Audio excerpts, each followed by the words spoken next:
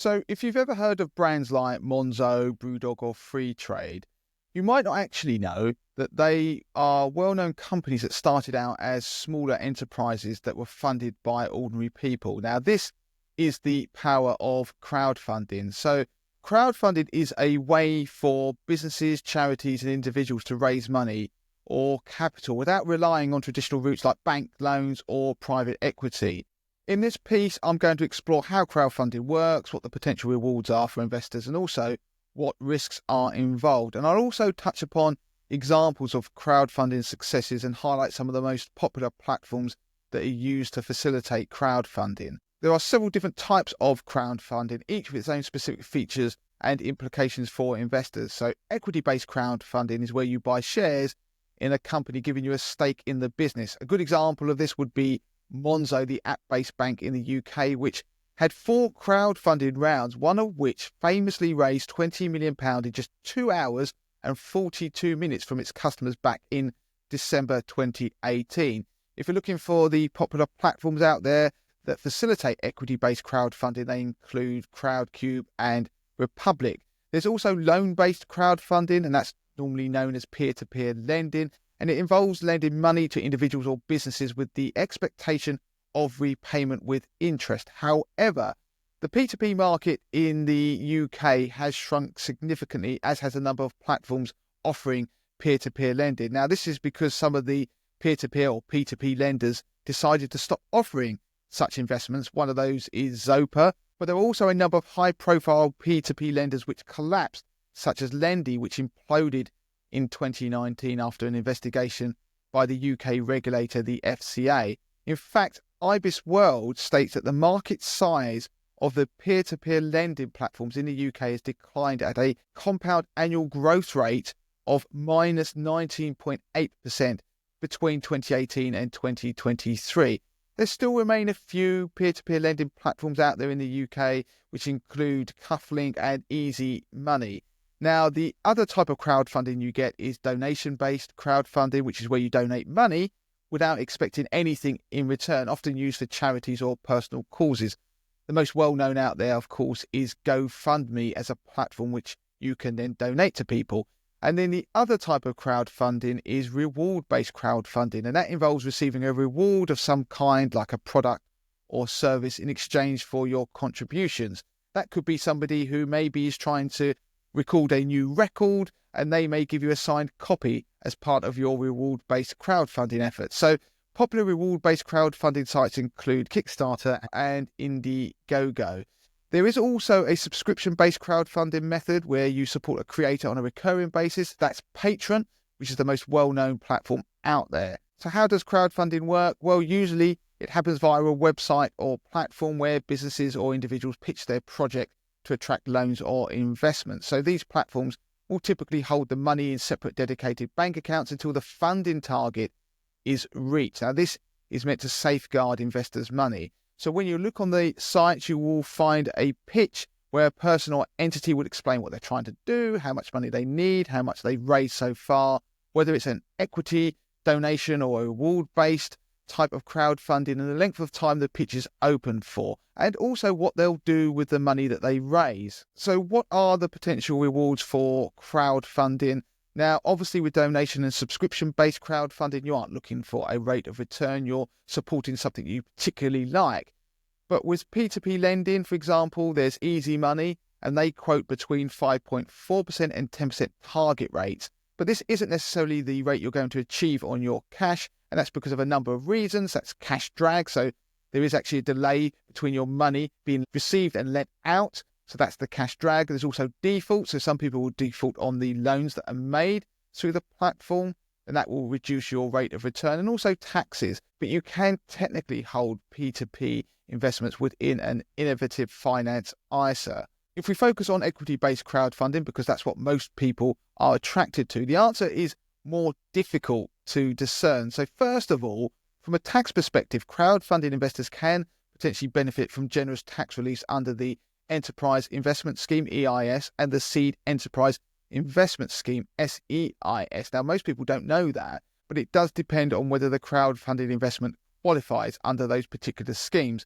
When it comes to actual returns, equity crowdfunding offers quite a landscape of potential successes and failures if you start to do some research.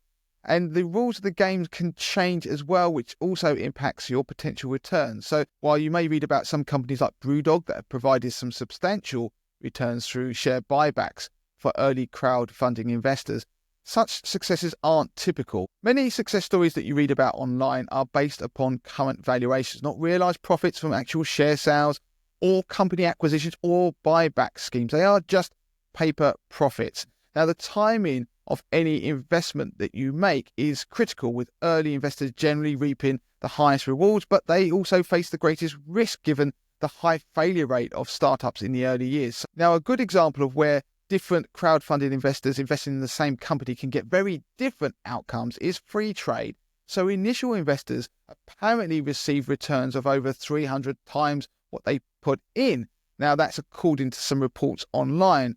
But those who invested later, prior to a recent sale, so it's just been announced that they are selling to IG this year, have experienced sizable losses. And if you go and look at the Trustpilot reviews for free trade, they are now plagued with angry crowdfunding investors who've lost money, claiming that the company was sold cheaply. The reviews have nothing to do with free trade as an investment platform and its customers and serving them. It's to do with the fallout from the crowdfunded investors who are unhappy about some losses that they're sitting on. The Daily Mail has just run a story quoting someone claiming to have lost £26,200 on their original investment of £30,000.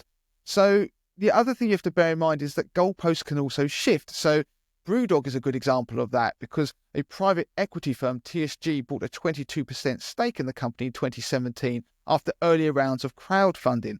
Now, the terms of any deals that people make can guarantee returns to the new investor. In this case, it's guaranteed 18% compounded annual returns for TSG.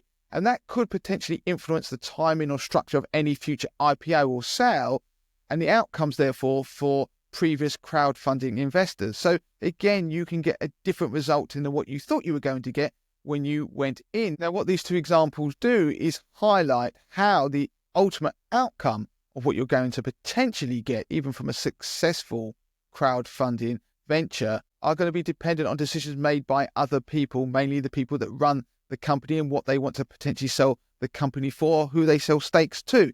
So there are other risks with crowdfunding. While we're talking about investment risks, you have to realize that crowdfunding is considered a high-risk activity. Now, even P2P lending has seen the FCA place a limit on the investments that people can have. So retail investors who are new to the sector can't have more than 10% of their investable assets in P2P lending.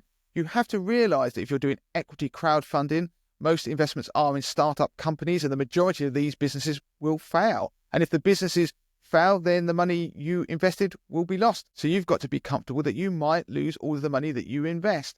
Now, property company Emu, which is or was an online estate agency, collapsed into administration in December 2018. And the collapse came months after the company raised almost £2 million from a crowdfunded effort. So that just illustrates the risks of crowdfunding. It doesn't even guarantee the company will be around 6-12 months after that you put money in. Also, any investment's not protected by the Financial Services Compensation Scheme, so you won't get any compensation if things go wrong. That's actually true of shares more generally. Also, don't forget that shares in small businesses are often unlisted if you've bought them through equity crowdfunding. And this means that you're not going to be able to sell them easily, unlike when you invest in the mainstream stock market.